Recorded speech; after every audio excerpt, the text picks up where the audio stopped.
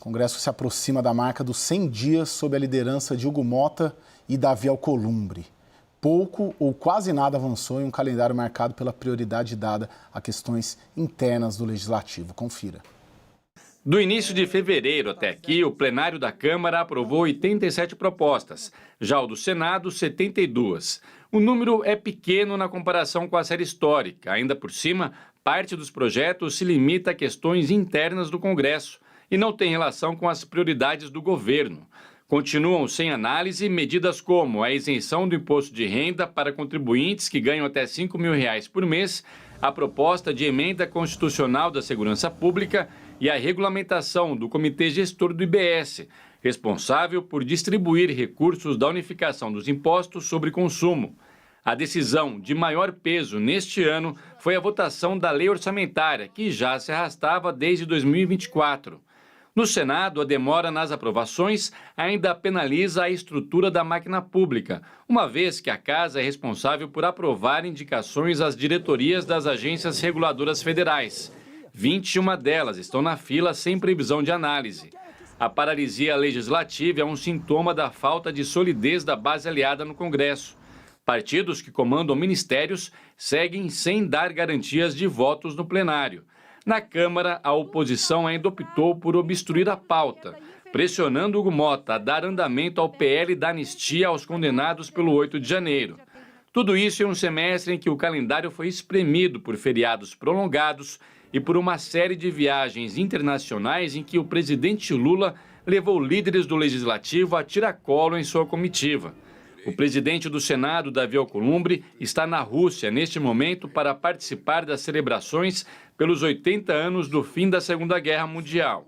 Desde o início do ano, Alcolumbre também acompanhou Lula ao Japão, ao Vietnã e ao Vaticano, onde participaram do funeral do Papa Francisco.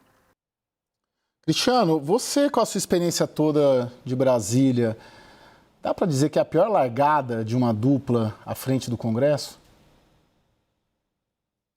Caio, eu faço aqui pelo menos uma ressalva quanto a isso, porque o ponto é o seguinte, né?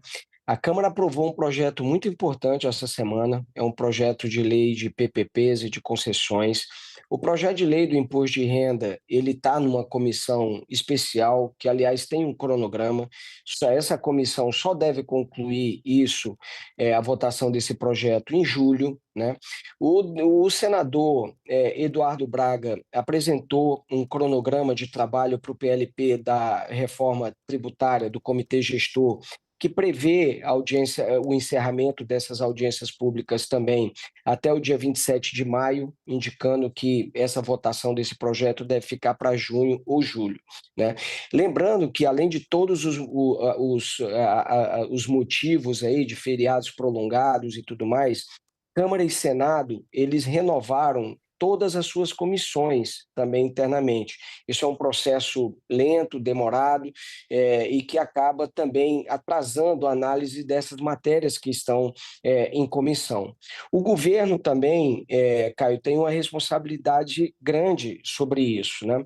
O governo ficou de fazer uma reforma ministerial para melhorar o relacionamento com a base, e essa reforma ministerial foi absolutamente pífia.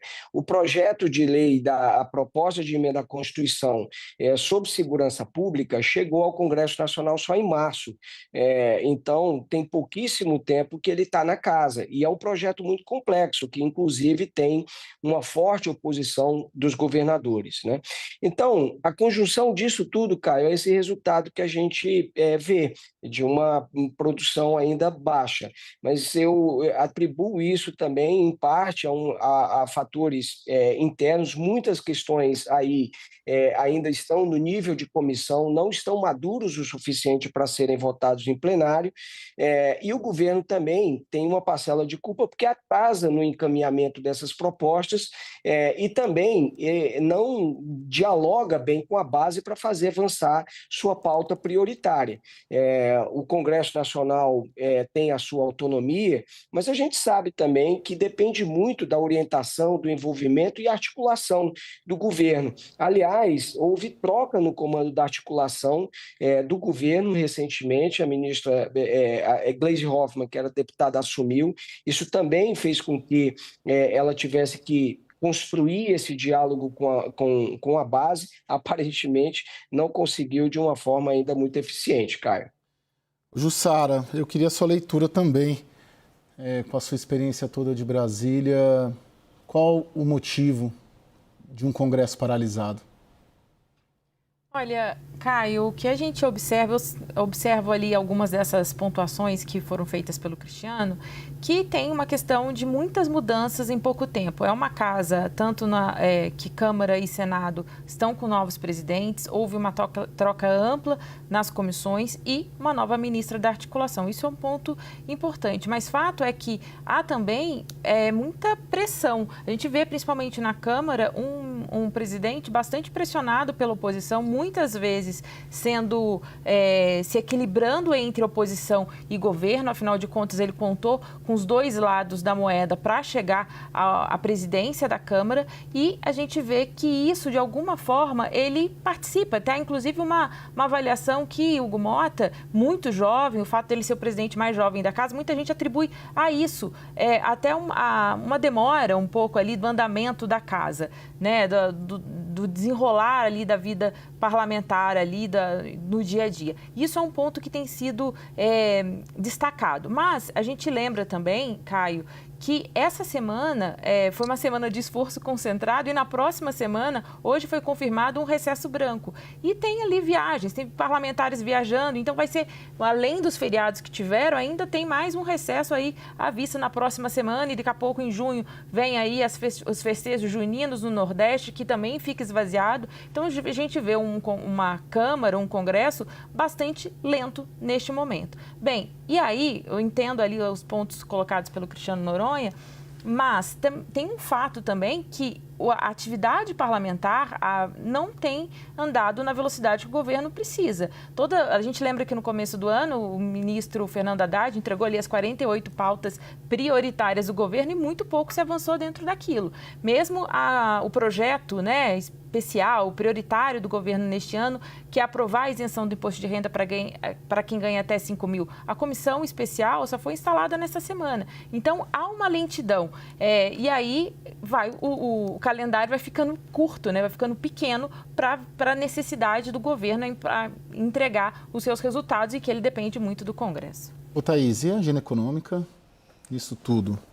Eu acho que aqui no caso da agenda econômica, o maior interesse deveria ser do governo, né? E como disse o Cristiano, o governo também está falhando nisso, está gerindo a crise do INSS, tem uma pauta política mais forte, e tem uma coisa muito interessante, né? Porque assim, o principal projeto que eles mandaram é exatamente o projeto do imposto de renda, né? Da isenção do imposto de renda. E não está mais na mão do governo, né? Ele já mandou.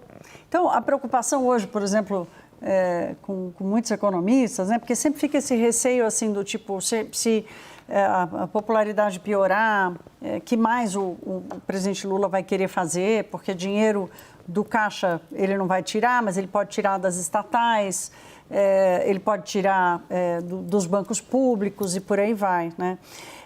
Então, assim, o fato que é a principal agenda, está na mão do Congresso Nacional, né? O que a gente está vendo o governo fazer para garantir que o projeto seja aprovado da forma que ele quer?